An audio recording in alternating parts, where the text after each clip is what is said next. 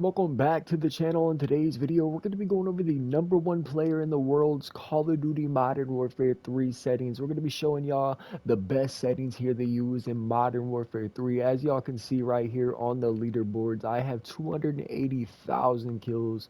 I am ranked #1 in the world. If you go over here to leaderboards and then you just hit multiplayer and go to kills, I am #1. I do have a 5.94 KD, a highest kill game of 352, a highest kill streak of 86 with a 4.22 win-loss ratio. So I definitely know what I'm doing here, man. And I'm gonna be showcasing y'all the #1 settings to use on PlayStation. Let's go and hop right into it. For my controller settings, man, I run a stick and move button layout. Stick and move is definitely going to help you, man. It only messes up two different buttons. It changes the X for the melee and then the jump for the R3. That's the only difference if you're used to default or something else. And this is going to help you win the gun fights a lot, especially when you're jumping around corners. L2 button ping, I have that off. Flipped, I have that off. Stick layout preset, I have that at default.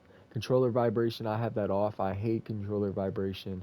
And trigger effect, you want to have this off. Don't have any of these on. It's going to help you win your gunfights a lot more because your freaking controller isn't going to be like shaking.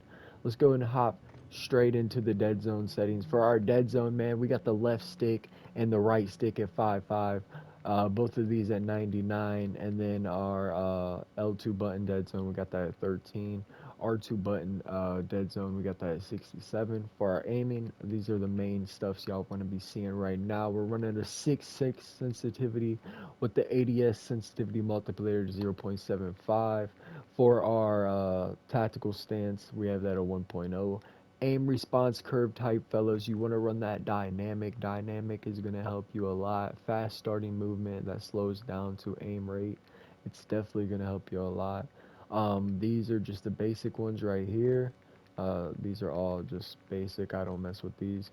Aim assist type, I have it on default right now, but I usually run focusing. I was trying out another person's settings, and I think I'm gonna stick to the default, man. I've taken away focusing, boys. Run that default, and then run that dynamic, and run all these settings that I'm showing you right now, because these settings are absolutely insane. Attack sprint, I have that off. Single tap to run.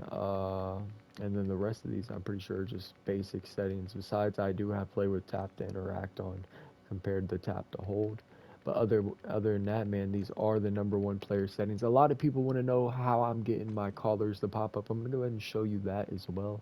If you go to interface and then come down to caller customizations, you can put the enemy team, you, your party, any of it, the flags, whatever color you want, boys. I have my enemies as pink, I have my party as blue, and my team as green. And then I'm just a white little circle with the triangle thing on the dot on the map.